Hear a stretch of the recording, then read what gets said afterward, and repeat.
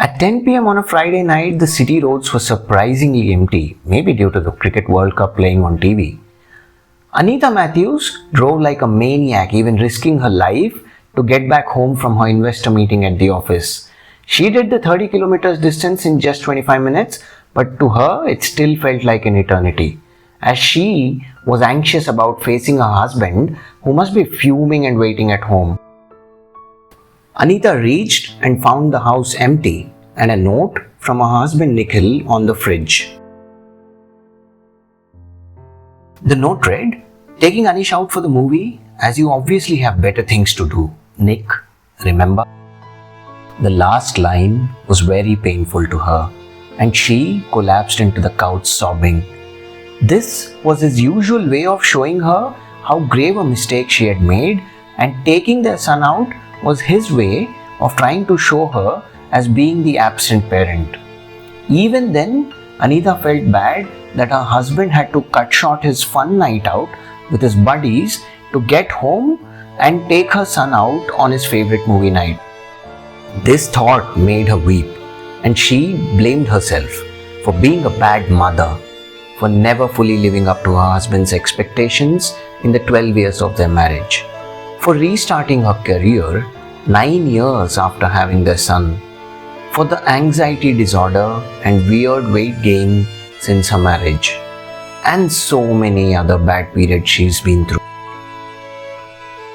The next morning at 8 a.m., Anitha's husband and son discover that she passed away from a massive cardiac arrest on the couch around 11:30 p.m. the previous night, just before they got home and assumed she was asleep. This was indeed a sad story, but I told you this to talk about toxic relationships and some signals which could indicate that you're in such relationships.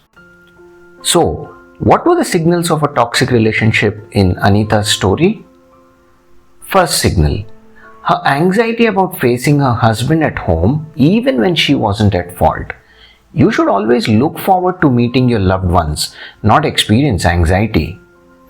The second signal, the note on the fridge shows how her husband's behavior was condescending and his using the victim card to hurt her emotionally.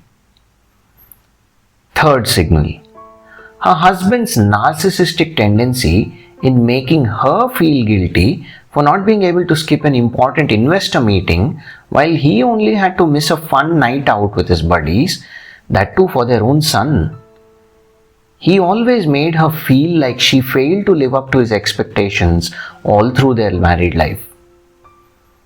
Fourth signal, her anxiety disorder and unexplained weight gain since their marriage.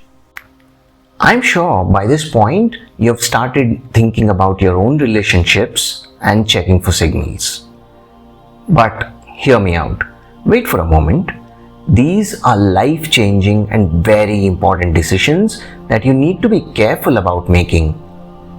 Don't forget that we see the world from our own biased perspectives. So, please consult a certified psychologist to seek help with your relationships.